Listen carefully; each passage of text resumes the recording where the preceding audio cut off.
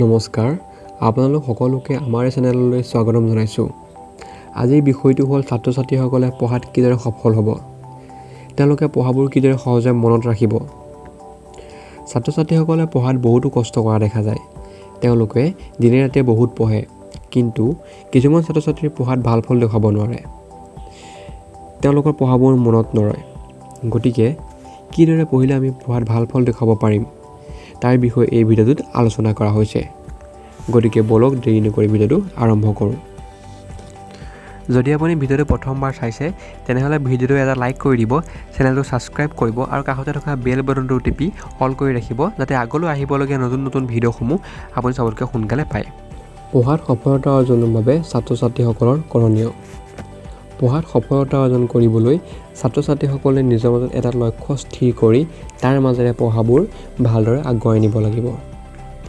পঢ়াৰ বাবে সাজু হওঁতে এজন ছাত্ৰ বা এগৰাকী ছাত্ৰীয়ে সদায় নিজে কঠিন বুলি ভবা বিষয়বোৰক অতি বেছি গুৰুত্ব দিব লাগিব।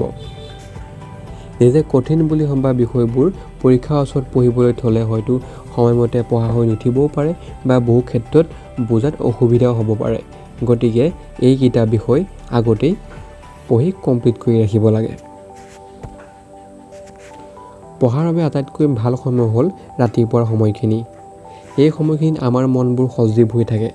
ৰাতিপুৱাৰ সময়ছোৱাত আমাৰ মনবোৰ ইতিবাচক হৈ থাকে। গতিকে এই সময়ছোৱা পঢ়াৰ বাবে অতি উপযোগী। পঢ়াৰ সময়ত কেতিয়াও আমনি অনুভৱ হোৱা ধৰণৰ পৰিস্থিতিৰ সৃষ্টি হ'ব দিব নালাগে। এনেকুৱা পৰিস্থিতিৰ উদ্ভৱ হ'লে ঘৰত কৰা কাম অথবা নোট আদি লিখা কামবোৰ কৰিব লাগে। অংক বিজ্ঞানৰ পাঠবোৰৰ লগত থকা অংকজাতীয় প্ৰশ্নবোৰ ঘৰত কৰি অভ্যাস কৰিব লাগে। আৰু কেতিয়াও পিছত পঢ়িম বুলি কোনো পাঠ পেলাই থ'ব নালাগে। পঢ়াৰ টেবুলত বহাৰ সময়ত ছাত্ৰ বা ছাত্ৰী এগৰাকীয়ে কোনটো বিষয়ৰ পাঠ পঢ়িলে ভাল হ'ব সেইটো থিৰাং কৰিব লাগে। দ্বিতীয়তে, পঢ়িবলৈ লোৱা বিষয়টো বা পাঠটো এবাৰ বা দুবাৰ পঢ়াৰ পিছত মনলৈ কিবা প্ৰশ্ন আহিলে কাগজত লিখি ল'ব লাগে, যাতে প্ৰশ্নবোৰৰ উত্তৰ পাঠটো পঢ়া শেষ কৰি বিচাৰি ল'ব পৰা যায়।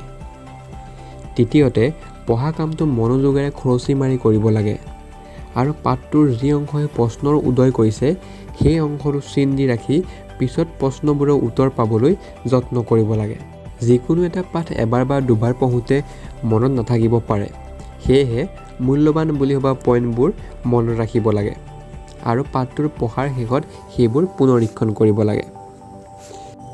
যদি ছাত্ৰ বা ছাত্ৰী এগৰাকীয়ে এইকেইটা কথা মনত ৰাখি ভালদৰে পঢ়া শুনা কৰে তেনেহ'লে তেওঁ পঢ়াত সফলতা অৰ্জন কৰিবলৈ সক্ষম হ'ব। ধন্যবাদ। যদি ভিডিঅ'টো ভাল লাগিছে তেনেহ'লে বন্ধুসকলৰ লগত ভিডিঅ'টো শ্বেয়াৰ কৰি দিয়ক, যাতে তেওঁলোকৰ